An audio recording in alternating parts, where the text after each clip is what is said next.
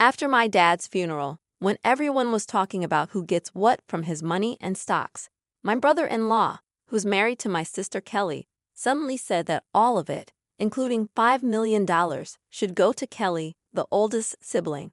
My sister and brother-in-law were happy, but the lawyer told them they couldn't just decide that. My name's John Watson. I'm 42, work in sales, and have a wife and 2 kids. My dad owned a big part of a company, and even though he was old, he still worked. My sister Kelly, who's older than me, has always been a bit of a problem for our parents with her bad behavior. She's now in her middle years, still doesn't have a steady job, and just lives her life however she wants. I've never really liked her, so I've always kept my distance. Then, when she turned 50, out of the blue, she brings home this guy and says, "I'm getting married." The guy, Chris Adams, is younger and good-looking, but he's pretty lazy and not very pleasant. My sister starts asking Dad for money for the wedding like it's no big deal. She blows through the cash real quick and then has the nerve to ask for more, which really upsets Dad. She figures she'll inherit everything eventually, so why not? I just watch her with a cold stare. Less than a year after she gets married, Dad has a heart attack while playing golf and passes away a few days later. It hits me hard, and I feel really sad. The sudden news of Dad's passing shocked all his friends, and our phones wouldn't stop ringing with condolences, but I couldn't just sit there and cry. I took charge, helping my stunned mom with all the arrangements for the funeral. As usual, my sister was nowhere to be found, off doing her own thing. After the funeral, utterly exhausted, Mom and I finally got a chance to catch our breath. But the very next day, a lawyer showed up at our door to talk about Dad's will. Mom and I already knew what was in it, but my sister and her husband barged in, clueless about the whole thing, and dropped a bombshell. All of Dad's stocks and the $5 million inheritance will go to my wife, the oldest daughter, so hands off. Mom and I were speechless at their audacity. "We did it, Kelly. Now we're set for life," cheered my brother-in-law, fist-pumping with joy. The lawyer, clearly surprised, spoke up. "Hold on a minute," he said, as my sister glared. Giving them a stern look, the lawyer continued, "Kelly, you're not entitled to any inheritance." My sister and her husband were stunned, protesting. "That can't be right. Kelly's the oldest daughter. She should get everything." It was clear my brother-in-law had been banking on that inheritance, assuming my sister would get it all. Their expressions shifted as the lawyer spoke softly. "Did you not know? Kelly is not Mr. Watson's biological child." Suddenly, my sister's face paled, her eyes darting to our mother. "Mom," she stammered. Our mother wore a complex expression. While I had always known my sister was a half-sibling, it seemed she had been kept in the dark. She began shaking, almost frantic. "Mom, what does this mean? What does this mean?" "Kelly, you're from my previous marriage," our mother muttered, shaken by my sister's grip. My sister, who had often teased me about being the favorite child, now wore a stunned expression. But as she was legally adopted, she should still have inheritance rights. My brother-in-law interjected, his voice rising. "Isn't that so, Kelly?" "Yes, that's what I thought," my sister replied, but our mother shook her head. There had been no legal adoption. Both my sister and brother-in-law seemed incredulous. "That can't be. I'm the oldest daughter, even Dad said so." My sister's anger turned toward me. "I'm not going to let you take everything," she snapped. I responded, irritated by her entitlement. "After all the support Dad gave you, you still say that? Be quiet. I'm his rightful heir." My sister and brother-in-law protested, but I sighed, feeling the weight of the situation. While it's normal for parents to support their children, my sister had been using my father's money to settle debts and deal with various troubles. Mrs. Watson, John's mother, who had been silent until now, suggested, "Why don't we let Kelly see the will too?" "The will? I have no idea about that," my sister panicked. It was her own fault for not paying attention. Dad had wanted us all to discuss the will's contents when he made it, but my sister had brushed it off and went out to play instead. When I pointed this out, my brother-in-law gave her a fierce glare. "What were you thinking?" This was important. Faced with the question of what to do next, they reluctantly agreed to hear the will. The lawyer then revealed Dad's will, stating clearly that the inheritance was for me and my mother. It also explained why Dad didn't adopt my sister. Initially, he intended to, but he grew disappointed with her behavior toward me, her half-brother, and her reckless spending as she got older. So I actually have no inheritance rights. Realizing this, my sister was stunned. "Damn it. What now?" Suddenly, my brother-in-law raised his voice, accusing, "You lied to me. You said you had money." His demeanor turned aggressive, leaving my mother and sister shocked, but I wasn't surprised. My brother-in-law had often shown his greed. Perhaps he even married my sister for her money. "Kelly, don't come back until you got some money," he commanded. "Wait, Chris, what do you mean? I thought I was going to be wealthy. What a letdown." Roughly pushing past my sister, my brother-in-law stormed out of the room. Left behind, my sister glared at us, her face red with anger. She cried out to our flustered mother, "Mom, why didn't you have me adopted? It's not fair that only you get the inheritance. I should have gotten something too, but you didn't handle it right. This is awful, Mom." She sobbed, making a scene. I was taken aback by her outburst, but the lawyer seemed unfazed, perhaps accustomed to such drama. "Why does he get everything?" she yelled. "Because I'm Dad's son," I responded. My sister's eyes filled with anger as she lunged at me, shouting, "You! It would have been better if you were never born." I thought to myself that even if I hadn't existed, Dad would likely have made the same decision, given my sister's character. Before I could say anything, the lawyer calmly intervened. "Kelly, if you continue like this, it will involve the police," the lawyer said, making my sister flinch, possibly recalling her past shoplifting incidents. "Kelly," our mother called out, tears in her eyes. 6 months passed, and the inheritance proceedings went smoothly without any hiccups. Though my sister and brother-in-law grumbled for a bit, the lawyer's efficient management left them with no room to meddle. My mother did give my sister some money, but I refrained from commenting on it. What bothered me most was their sudden disappearance with the funds, displaying their blatant gold-digging behavior. This left a sour taste in the mouths of our relatives, who were well aware of the situation. One day, I took my mother, wife, and daughter out for a meal. Thanks to my wife's suggestion, my mother, who had been somewhat withdrawn since Dad's passing, seemed more cheerful in the company of her adorable granddaughter. "Hey, Mom, why don't you come live with us?" I proposed. "But you know, Kelly might drop by sometimes. She only shows up when she needs money, right? Don't be too accommodating with her." My mother hesitated. Her reluctance was understandable, given that my sister was her biological daughter. Plus, if our family moved into the family home, my sister might stir up trouble again. Respecting her concerns, I simply asked her to think it over as I drove towards the family home to drop her off. As we pulled up, we noticed lights on in the supposedly empty house. It wasn't the time for the helper to be there, so maybe my sister had returned. With that in mind, I parked the car in the garage. "Let's pop in for a quick coffee," I suggested. As we stepped out of the car and headed toward the entrance, a car suddenly swerved toward us, narrowly missing us. Reacting to my daughter's cry, I instinctively shielded my wife. Ouch! Thankfully, the car only grazed me, but I was thrown into a nearby flower bed, taking a hard knock. The car came to a halt after hitting the garage entrance. "Are you all right, honey?" My wife and daughter rushed over to help me up while my mother stood trembling at the entrance, understandably shaken. Panic ensued, and I was rushed to the hospital by ambulance and had to stay overnight. Later, I learned that the driver was Chris Adams, my brother-in-law. He claimed to the police that he mistook the accelerator for the brake, but I doubted his explanation. When my mother and sister visited me in the hospital, my sister looked at me coldly and remarked, "You're surprisingly resilient, aren't you?" I couldn't help but think that if I had been seriously injured, my mother would have inherited everything. "Too bad for you," I said with a smirk. My sister visibly tensed.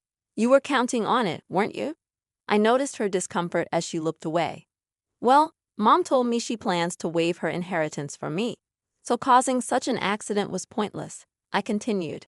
My sister seemed taken aback by this revelation, finding it incomprehensible that someone would refuse what they could inherit. I have a wife and kids, so Mom asked me to pass it on to them. That's what parents do. But, my sister stuttered. I even made a will early on, following Dad's example, I added, leaving my sister speechless. So, unfortunately, my share won't be going to Mom anymore. My sister trembled and shook as she stared at me. Can't you at least give me some? There's $5 million, right?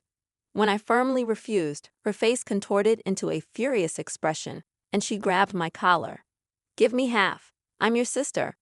I regarded her with pity as she continued to scream in an unsettling tone, perhaps driven to madness by the prospect of the inheritance.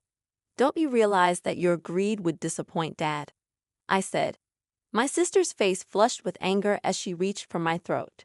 Kelly, what are you doing? My mother returned, her voice raised, as nurses arrived to escort my sister out.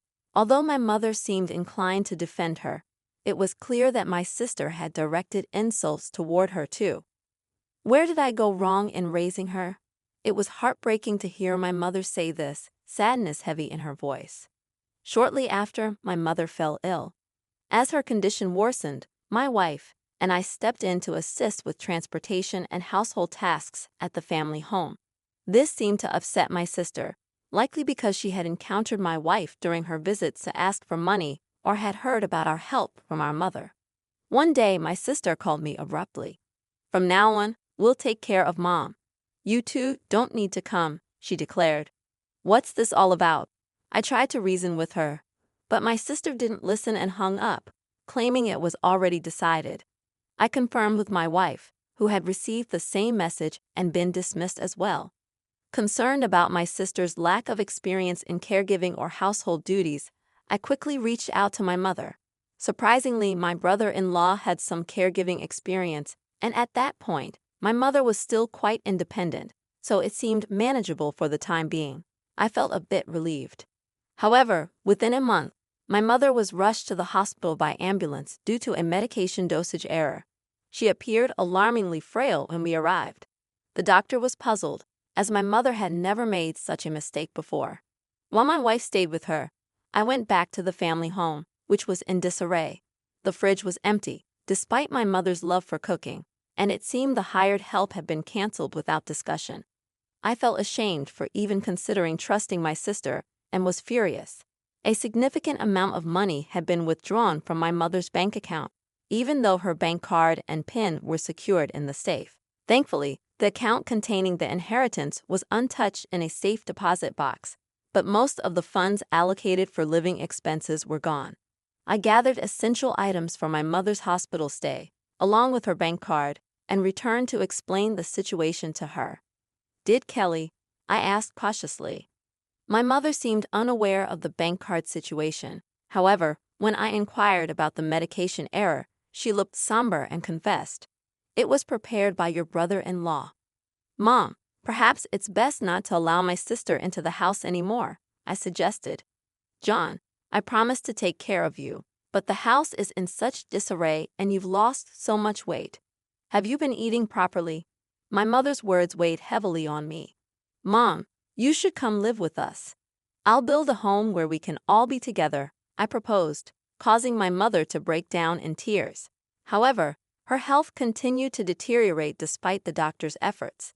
Perhaps the incident with my sister had weakened her heart.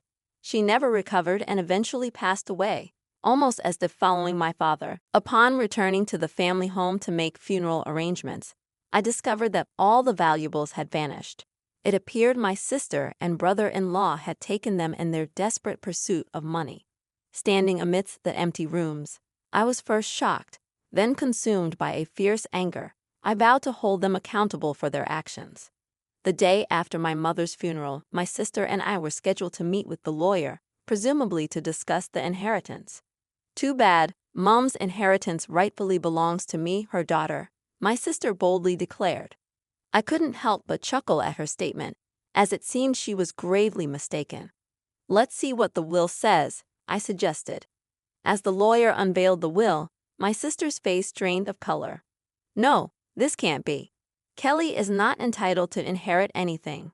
That's Dad's final wish. My brother-in-law exploded in anger. This is absurd. Kelly is that old woman's biological child," he shouted, sweeping items off the table in rage. "You can't deceive us. Give us the inheritance now." "Chris, did you try to harm my mom?" I confronted him. He shot me an irritated glare. "What? I never did such a thing," he retorted. "Then why was there a mistake with her medication?" I pressed further. My brother-in-law scowled in annoyance.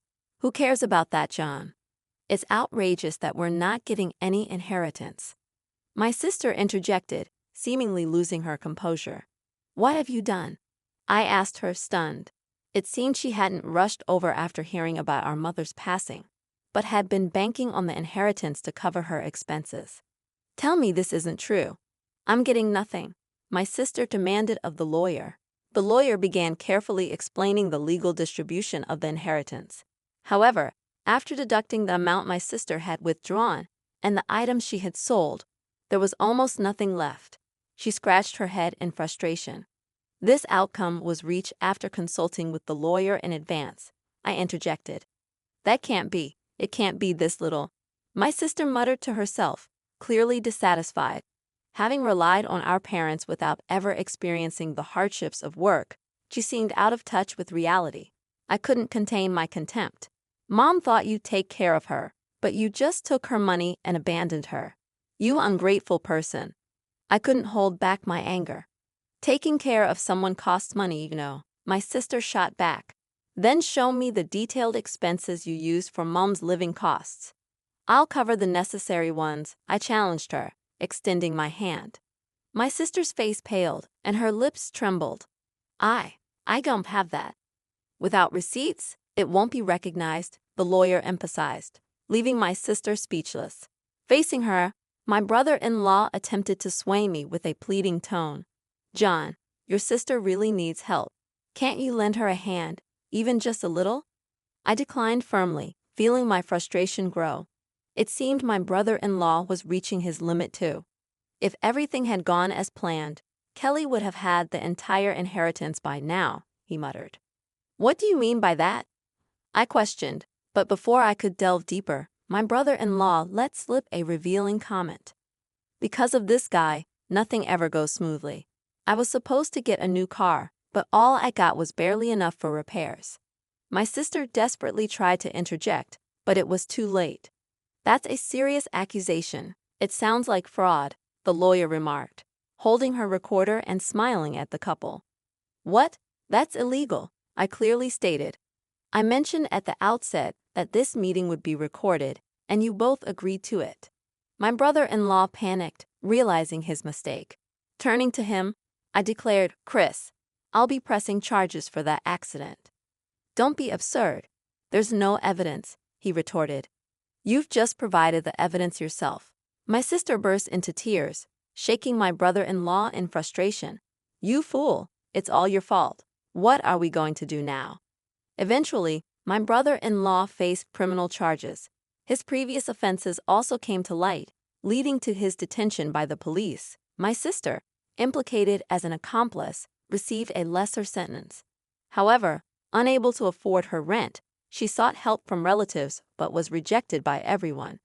As for me, I continued to work diligently without relying on any inheritance, finding solace in the dividends from stocks as a small pleasure.